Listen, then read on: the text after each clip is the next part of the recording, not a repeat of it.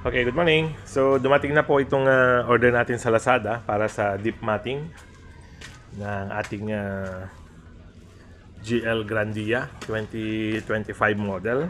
So, gagawin po natin, i-unboxing muna natin. And then, tatanggalin natin itong original carpet niya. And then, ilalagay natin yung kanyang deep matting. Kagandahan po kasi sa deep matting, talagang pang matagalan po. And then, hindi siya madaling madumihan, madaling linisin. And then ito po, pinagawa po natin ito mainly for cargo. So kasi sa mga bagahe, nag-o-open ito parang balikbayan box style po siya. And then at the same time, pwede na rin siyang parang dyan lang siya para mag-absorb ng kanyang mga bagahe para sa load niya. Okay? So dito po sa driver side, palitan din natin. So ang gagawin po muna natin is yung dalawang unahan lang po muna ang papalitan natin. Saka tayo pumunta sa likod at medyo mahaba-haba po yung pan natin sa likod, yung mga papalitan doon. Okay. So far 1,000 plus na po itong Grandia natin and very happy naman tayo sa performance niya. So magpapa-schedule na tayo this week ng kanyang first PMS kasi 1,000 actually ang first. Kaya lang medyo napasobra po at nagbiyahe ng Clark. So, papay-schedule na po tayo. Okay? So, balik po tayo doon sa ating i-unbox. Okay.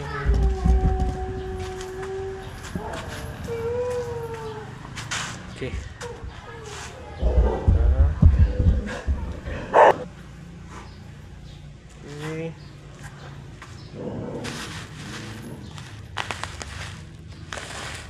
Maganda naman po yung kanyang packaging. Talagang protected po siya. Makapal yung nilagay na bubble wrap.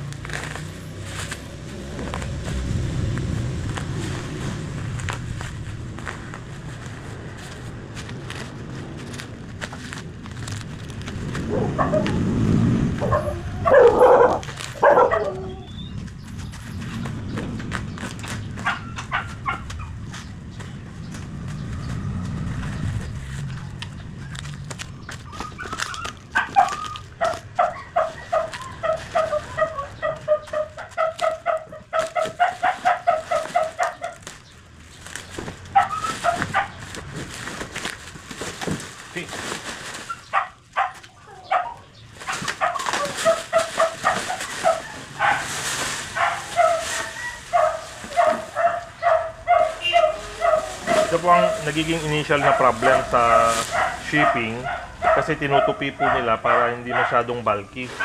Kaya lang, na-deform po siya pero pang ilang days lang naman po ito, babalik din siya sa kanyang original shape once na ilatag na siya ng matagal. Kaya lang, yun lang po, take some time po para bumalik.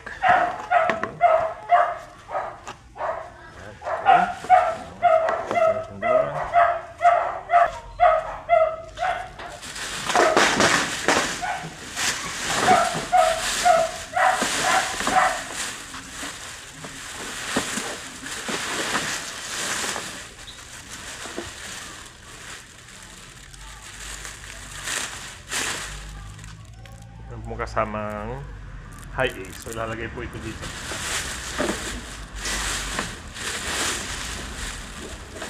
Ito po yung slot.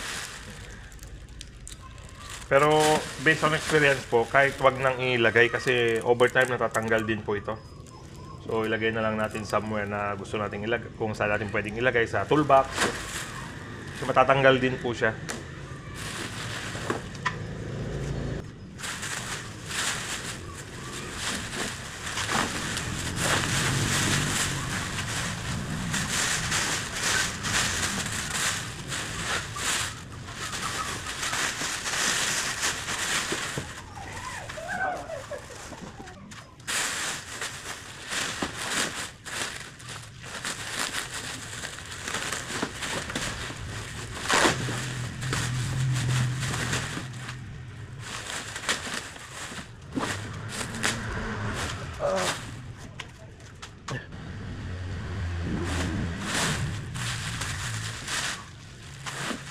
gagawin po natin, sahanapin natin to sa kanilang dito. And then ito po ang last.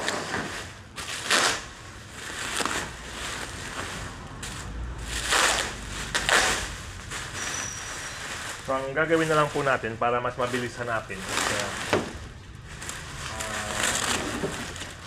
okay, hindi naman po pala siya ganun kahirap. Kasi ito po, sa likod na po ito. Okay? So,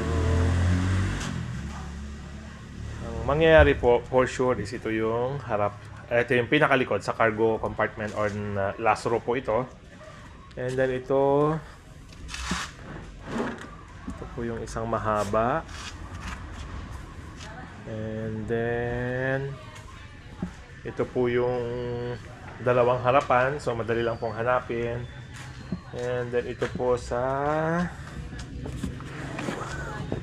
malamang ito po yung sa harap. Kasi meron na pong lining dito. So most likely pupunta ito sa front seat, sa middle, sa back, and then ito po yung kanyang, ito po driver seat and passenger. Okay, so punta na po tayo sa sasakyan and tanggalin po muna natin yung mga pwedeng tanggalin. So simulan na lang po natin dito sa cargo or last row seat pag binaba. Okay. So ito po yung pinagawa natin. 3,000 pesos po ito pag gusto nyo magpagawa. Dito po sa Santiago City. Ganda po. Makapal yung ginamit na foam. Okay. Payong.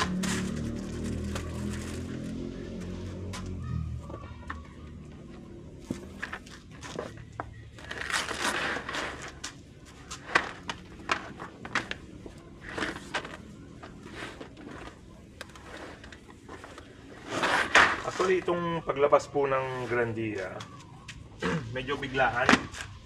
So, tinawagan po kami, merong ng available na unit. So, hindi siya nabilan ng deep matting. So, normally po kasi ang ginagawa natin kapag, let's say, may planong palabas na sasakyan, mas maganda pong nandyan na yung deep matting kasi pag kadating galing sa kasa, pinapalitan na po kaagad. Hindi na natin ginagamit ito para hindi na po siya linisin bago itabi. Okay?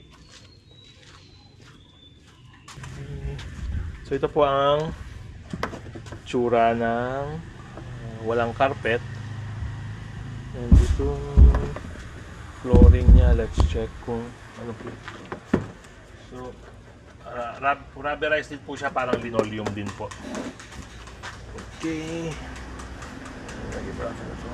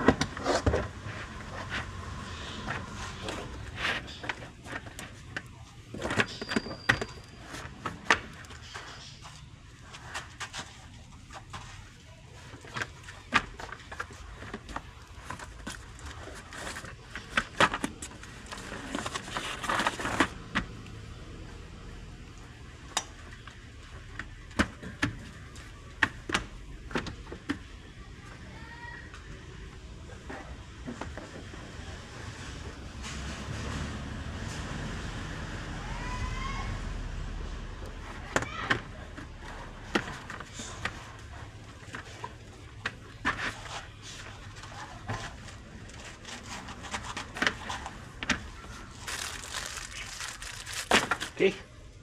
So yan po, medyo makikita natin may mga deformations pa rito, pero bababa rin po ito pag tumagal. Dahil po ito sa effect ng shipping. Okay? So ngayon po, kunin naman natin yung ibang parte niya. Pero tanggalin na lang po muna natin yung carpet. Pero para mas mapabilis po tayo, unahin na po muna natin itong harap na passenger side.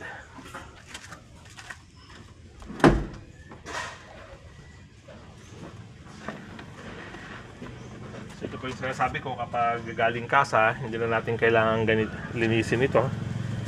Dahil pagdating dito sa bahay, may lalagay po natin kaagad yung deep matting. Okay. Ang kagandahan po nito sa harap, both meron na siyang locking mechanism dito sa flooring niya. Normally kasi ito po dahil lang sa driver side, dahil medyo magalaw yung paa ng driver.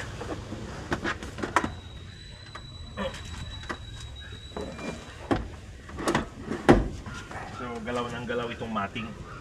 Pero nilagyan na po nila ng locking para hindi po galaw ng galaw.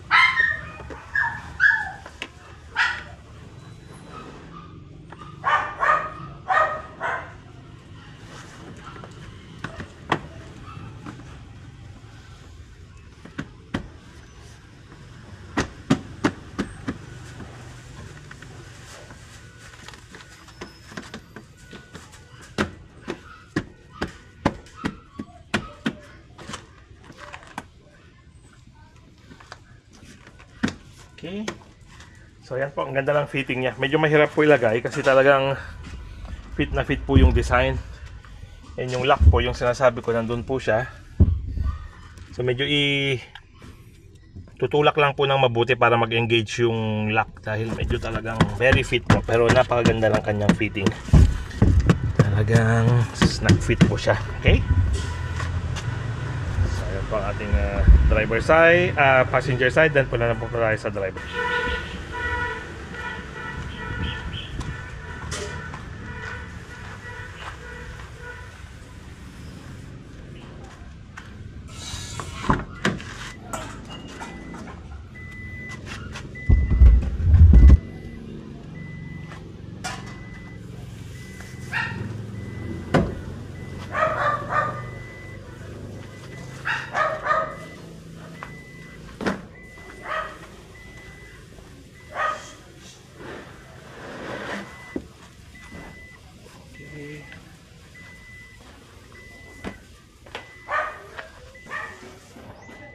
Okay, so nilagyan po natin itong driver side.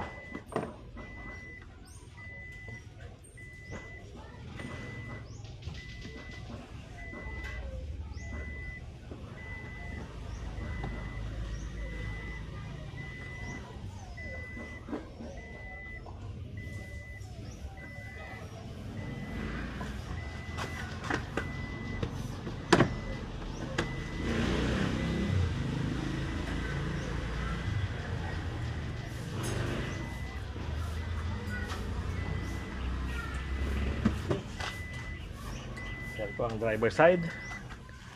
Ganda rin po tignan, fit na fit. Okay. So, mas madali na pong maglinis. Nagamitan lang ng feather duster o kaya brush. Then, bababa na po dito. And then, lagyan na po ito.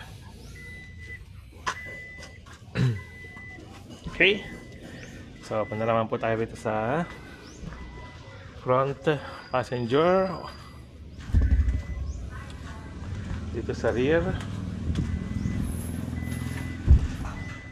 So, and mid. Okay.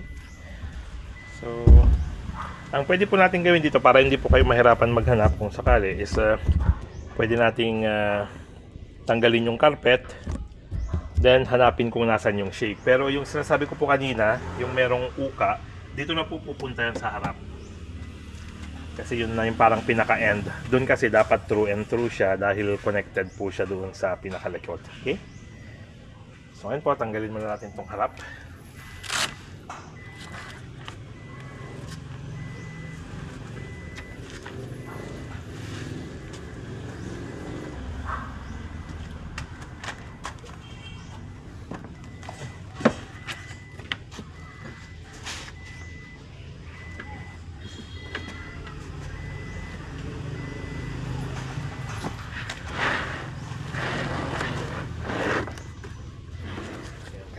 Shape. Ayan, pa natin hanapin.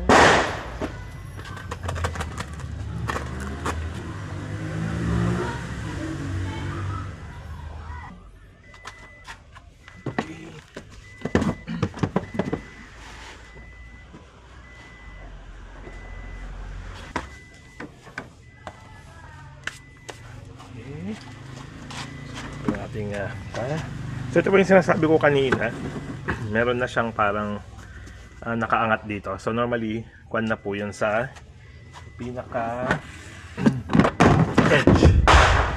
Yan na po ang kwan ng edge. So meron din po lalagyan ng high ace dito.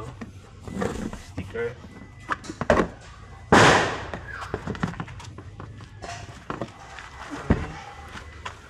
Ang style tayo lang po muna.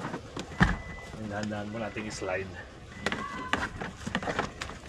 Ang pan po kasi ng plastic na mga ganito is medyo medyo lumalaban po siya pag nilalagay, lalo sa mga gipitan area.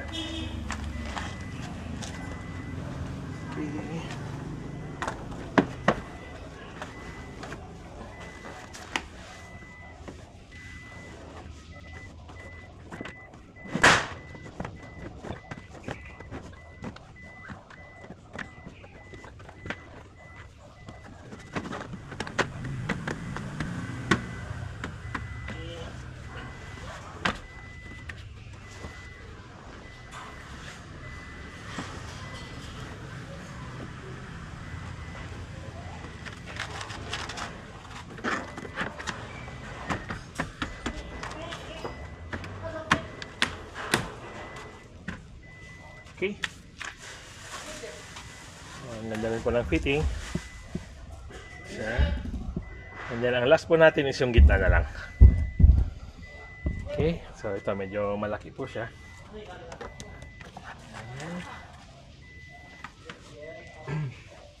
Itong pinaka last row seat po, kailangan tanggalin ito pag i-stow yung upuan kasi tatama po siya doon sa pinaka 1 second row seat, tatama siya. So kailangan tanggalin po itong 4 na headrest.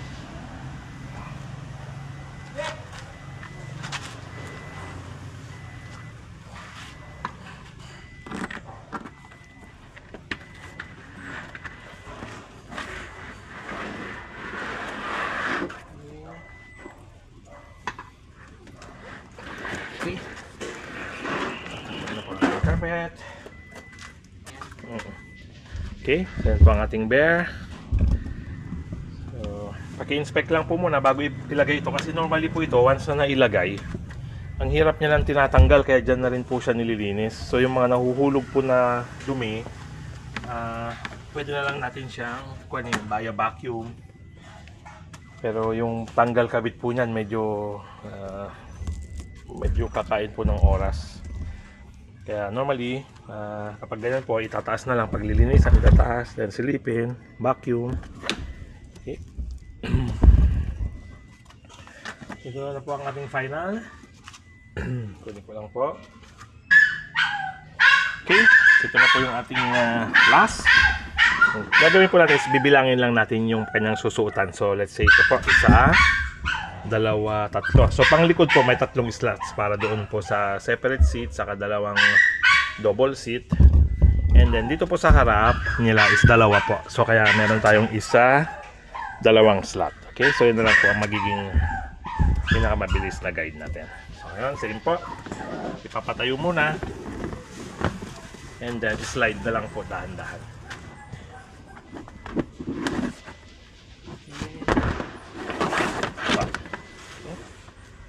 Oops.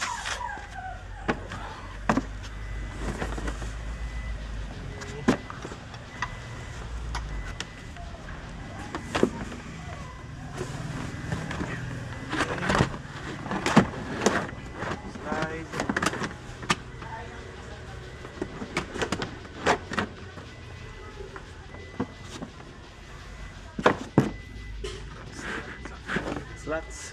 Okay, then slow. In. Okay. Okay. Yeah.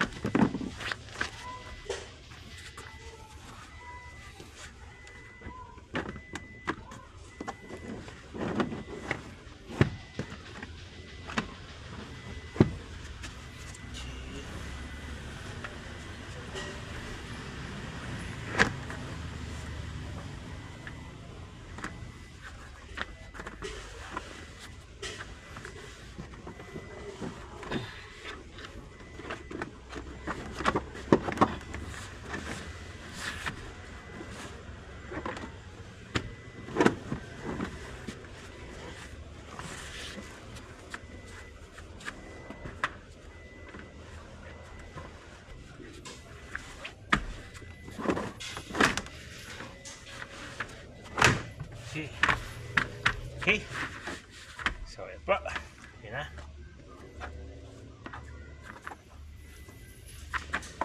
Okay.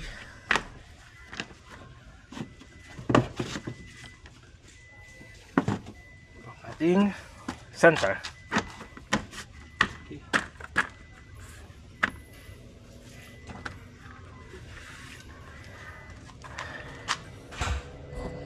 Okay.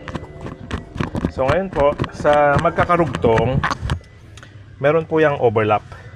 So ang gagawin po is, kung nakikita nyo ito, overlap na to, so dun po papasok, parang binigyan siya ng space. Okay, so parang ganyan po. Pwede po nating lagyan ito ng velcro na double-sided para hindi po sila lumulut, hindi gumagalaw. So yun po siguro, bili tayo ng sticker. May nabibili po nun, sticker na velcro. And then same po sa likod. So ito po ang kanyang ibabaw. I-hit po ito. So ayan pa. Okay, same po rito. Ilalim, ibabaw. So over time po ito, susunod po ito later sa kanyang shape. Deform po siya dahil sa shipping. Okay. So same din po again dito. Sa ibabaw. Yan. Okay. And then ibabaw. Okay. Yan lang po muna siya. Hindi pa siya magandang fit. Pero pag nalagyan na po yan ng gamit, then kukuha na po siya ng sarili niyang shape, form. Okay. So ngayon, ang gawin lang po muna natin, ipabigat lang po na natin itong early warning. Okay.